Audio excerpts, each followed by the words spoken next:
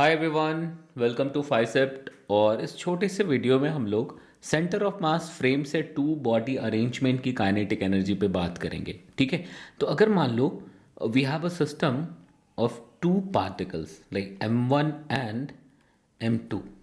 ठीक है, these are the two particles और इन दोनों के बीच का जो सेपरेशन है इट इज r। अब सेपरेशन इज गिवन। अब आपसे कह रहे हैं कि भाई दोनों पे जो फोर्स लग रहा है वो पेयर में है, न्यूटन्स थर्ड लॉ लग रहा है भी। ठीक है, तो इस पे ग्रेविटेशनल फोर्स लग रहा है। तो एक ये अरेंजमेंट देखिए।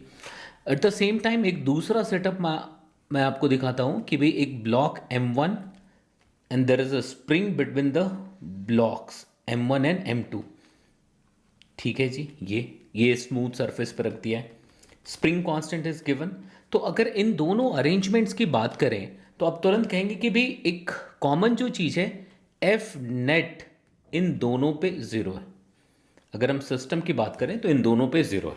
ठीक है, अब अगर मान लो हमने इसको इधर v1 वेलोसिटी दे दी शुरुआत में और इसको इधर v2 दे दी, सर कुछ भी कर सकते हैं, ऑपोजिट डायरेक्शन कुछ भी कर सकते हैं, मैंने इन जनरल ऐसा लिख दिया।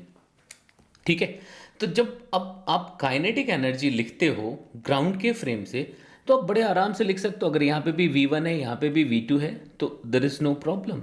Half m1 v1 square plus half m2 v2 square, इसमें कोई दिक्कत नहीं है। लेकिन दिक्कत ये है कि भाई ये काइनेटिक एनर्जी बदलेगी। Although net force on the system is zero but kinetic energy बदल सकती है। टोटल एनर्जी कांस्टेंट रहेगा यहाँ पे। ठीक है, मतलब टोटल मैकेनिकल एनर्जी कांस्टेंट रहेगा।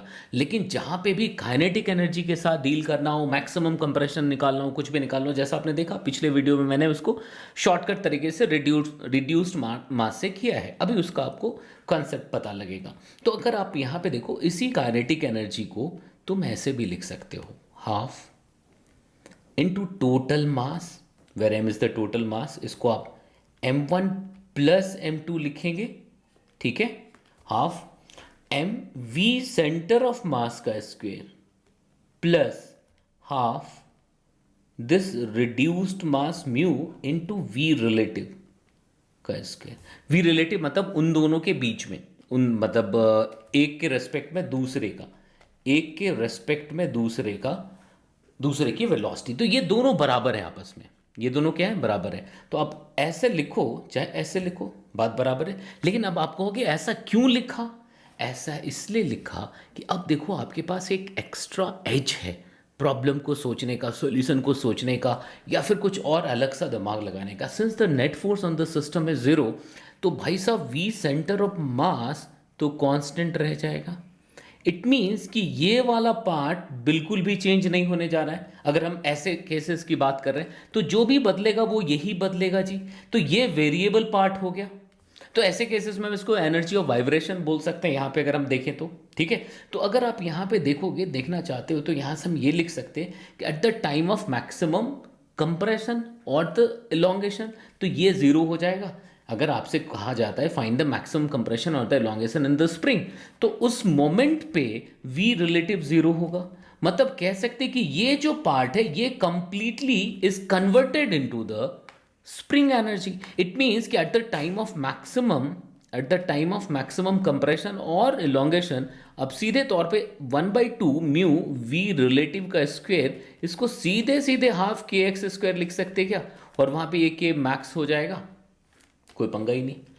ठीक है, बिल्कुल क्लियर हो गया मामला। तो ग्राउंड से लिख रहे हैं तो दिस प्लस दिस हो गया जी।